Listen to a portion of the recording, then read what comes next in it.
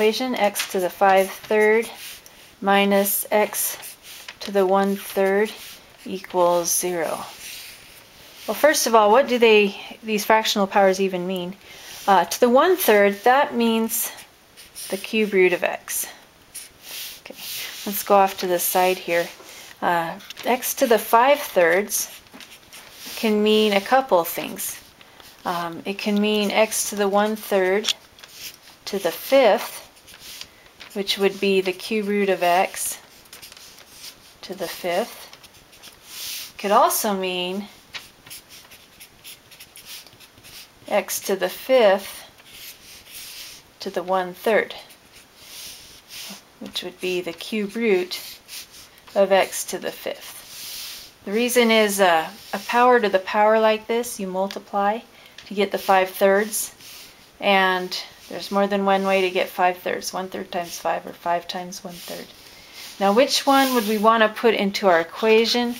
I'm thinking it's the cube root of x to the 5th, because when we cube both sides, which we'll need to get something over to the other side, then it'll get rid of the cube roots, and we wouldn't be able to do that with the 5 on the outside. Okay, so let's move the cube root of x over to the right-hand side of the equation. Okay, cube both sides. Okay, on the left side we'll get x to the 5th. The right side we get x. Okay, do not divide by x. You will lose a solution. What you need to do is subtract it over and then factor it out. So pulling out an x, we'll end up with x to the 4th minus 1 equals 0. Okay, if you just divided, you would get x to the 4th equals 1. You would lose this solution, which actually is 0. We have x equals 0, or we have x to the 4th minus 1 equals 0. So we want to factor x to the 4th minus 1 if possible. Now this is actually the difference of squares in disguise. It's like x squared squared minus 1 squared. Okay, so you might recall a squared minus b squared is a plus b times a minus b. That's a good one to memorize. So this is going to be x squared plus 1 times x squared minus 1. Now x squared plus 1 equals 0. If we do that, we're going to get x squared equals negative 1. So x equals plus or minus the square root of negative 1, which is plus or minus I, but we want just real in section 1.4.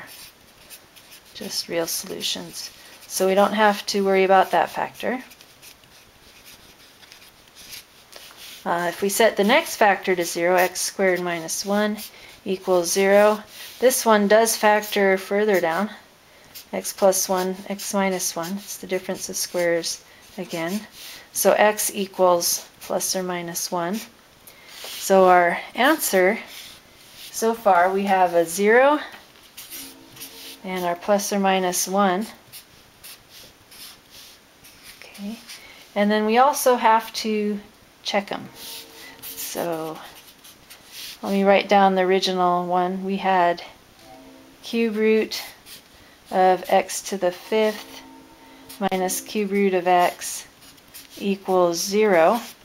Okay, so 0, cube root of 0 to the 5th minus cube root of 0. Well, those are both 0, so it does equal 0.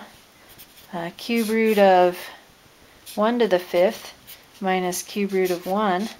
Those are both 1, so those equal 0. The negative 1, cube root of negative 1 to the 5th minus cube root of negative 1. Okay, negative 1 to the 5th is actually a negative 1 again. So cube root of negative 1 minus cube root of negative 1, well, those are the same. So if we subtract them, they're 0. If you wanted to evaluate them, they're actually -1. So those all check, and that's the answer. Technically, you didn't have to check for extraneous roots. And I'll tell you why. The book doesn't tell you this. If you have a cube root, a fifth root, seventh root, anytime your index is odd, you won't have extraneous roots. If you have square root, fourth root, sixth root, so an even index, there's a possibility of extraneous roots.